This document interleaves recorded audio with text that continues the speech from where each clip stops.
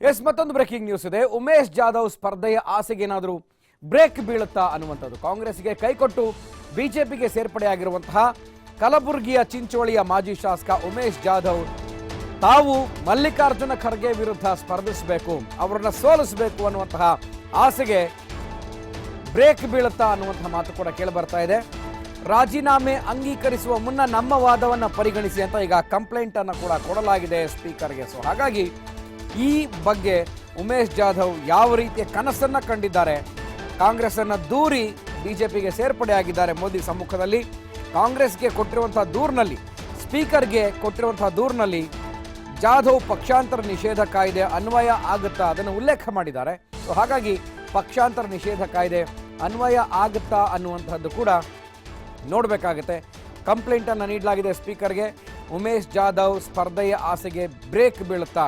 ಒಂದು ಕಡೆ ಬಿಜೆಪಿ ಲೆಕ್ಕಾಚಾರ ಹಾಕೊಂಡಿದ್ದು ಮಲ್ಲಿಕಾರ್ಜುನ ಖರ್ಗೆ ಅವನ್ನ ಅವರದ್ದೇ ನೆಲದಲ್ಲಿ ಸೋಲಿಸಬೇಕು ಅನ್ನುವಂಥದ್ದು.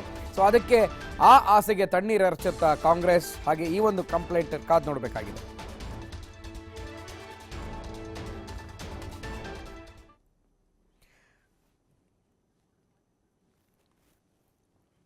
ಎಸ್, ಈ ಬಗ್ಗೆ ಮತ್ತಷ್ಟು ಮಾಹಿತಿಯನ್ನು ಪಡೆಯೋಣ. ನಮ್ಮ ಪ್ರತಿನಿಧಿ ಶಿವು ಜೋಹಳಿ ದೂರವಾಣಿ ಸಂಪರ್ಕದಲ್ಲಿದ್ದಾರೆ. ಶಿವು, ಉಮೇಶ್ ಜಾಧವ್ ಅತ್ಯಂತ ರೊಚ್ಚಿಗೆದ್ದು ಕಾಂಗ್ರೆಸ್ ಪಕ್ಷದ ವಿರುದ್ಧ ಬಿಜೆಪಿಗೆ ಸೇರ್ಪಡೆಯಾದರು. ಯಾರ ಕೈಗೂ ಸಿಗಲೇ ಇಲ್ಲ ಅವರು ಮಾತನಾಡೋದಕ್ಕೆ, ಅಟ್ಲೀಸ್ಟ್ ಅವ್ರನ್ನ ಮನವೊಲಿಸೋಣ ಅಂತಂದ್ರೆ. ಆದರೆ ಈಗ ಸ್ಪೀಕರ್ಗೆ ಬಂದಿರುವಂತಹ ಕಂಪ್ಲೇಂಟ್ ಪ್ರಕಾರ ಪಕ್ಷಾಂತರ ಕಾಯ್ದೆ ಅವರ ಮೇಲೆ ತೂಗುಗತಿ ಆಗುತ್ತಾ?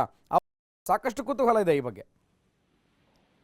ಖಂಡಿತವಾಗ್ಲೂ ಗುರುಪ್ರಸಾದ್, ಸ್ಪೀಕರ್ ರಮೇಶ್ ಕುಮಾರ್ ಅವರಿಗೆ ಅವರ ಊರಲ್ಲಿ ರಾಜೀನಾಮೆಯನ್ನ ಸಲ್ಲಿಸಿದ್ದು, ನೀವು ರಾಜೀನಾಮೆಯನ್ನ ಅಕ್ಸೆಪ್ಟ್ ಮಾಡಬೇಕು, ನಾನು ಪಕ್ಷವನ್ನ ತೊರೆದಿದ್ದೇನೆ ಅನ್ನೋ ನಿಟ್ಟಿನಲ್ಲಿ ಅವರಿಗೆ ಮನವಿಯನ್ನು ಕೂಡ ಮಾಡಿದ್ರು. ಸ್ಪೀಕರ್ ರಮೇಶ್ ಕುಮಾರ್ ಅವರು ಉಮೇಶ್ ಜಾಧವ್ ರಾಜೀನಾಮೆಯನ್ನು ಅಕ್ಸೆಪ್ಟ್ ಮಾಡಿಲ್ಲ.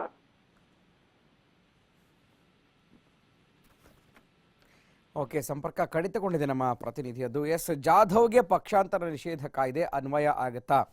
ಯಾಕೆಂದರೆ ಮೋದಿ ಸಮ್ಮುಖದಲ್ಲಿ ಬಿಜೆಪಿಗೆ ಸೇರ್ಪಡೆಯಾದರು. ಕಾನೂನು ತಜ್ಞರ ಜೊತೆ ಚರ್ಚಿಸಿಯೇ ನಾನು ನಿರ್ಧಾರ ತೆಗೆದುಕೊಂಡಿದ್ದೀನಿ ಅಂತ ಕೂಡ ಹೇಳಿದ್ರು.